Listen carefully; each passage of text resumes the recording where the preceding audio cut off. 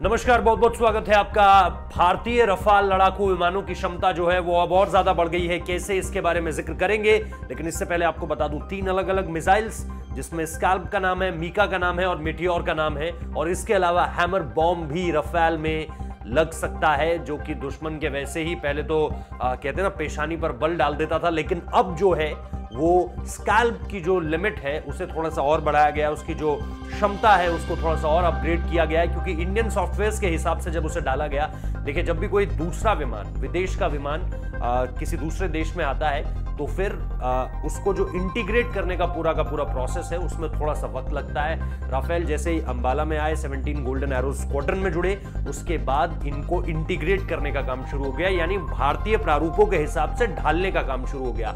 उसमें software upgradation का काम है, उसमें हार्डवेयर से जुड़ी चीजें हैं, उसमें जो लोकल फीचर्स हैं उसको एडप्ट करने की कोशिश थी।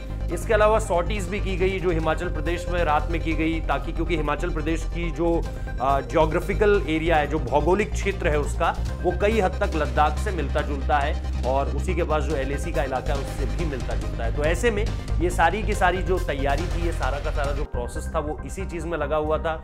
और ये कहा गया था कि अगले 2 से 3 महीने में, आपको याद है कि किस तरह से 10 सितंबर को ये ऑफिशियली 17 गोल्डन एरो स्क्वाड्रन में जो है वो शामिल हो गए थे, भारतीय वायुसेना का हिस्सा बन गए थे। 29 जुलाई आपको याद होगा, 29 और 30 जुलाई जब राफाल भारत की धरती को छुआ था उन्होंने। इसके बाद जो है अब स्काल्प मिसाइल जो है उसके सॉफ्टवेयर को कैलिब्रेट कराया गया है, और ये लॉन्ग रेंज क्रूज मिसाइल जो है वो समुद्र तल से 4000 मीटर की ऊंचाई पर मौजूद टारगेट को अब आसानी से उड़ा सकती है।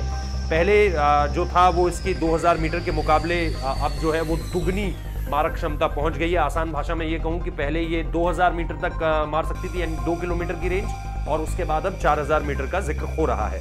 इसके अलावा एक अन्य बात जो आपको जाननी चाहिए कि इस मिसाइल की रेंज वैसे 300 किलोमीटर से ज्यादा है, और 450 किलो वाली जो वजन है इसका, और इसको राफेल के पैकेज का हिस्सा बनाया गया था। 4 चीजें हमें मिली थी। चौथी जो बॉम्ब है, जो हैमर बॉम्ब है, उसे हमने at the very last minute जो है वो लेने का फैसला किया था। मैं आपको शुरुआत में ही बता चुका हूं कि हमने जो 3 मिसाइलें ली है वो स्काल्प, मीटियोर और मीका मिसाइल है, air to ground, air to air, और इसके अलावा जो है जो हैमर बॉम्ब है उसे भी एयर टू ग्राउंड स्ट्राइक के लिए बहुत ज्यादा कारगर माना जाता है। बहुत बहुत शुक्रिया इस वीडियो को देखने के लिए।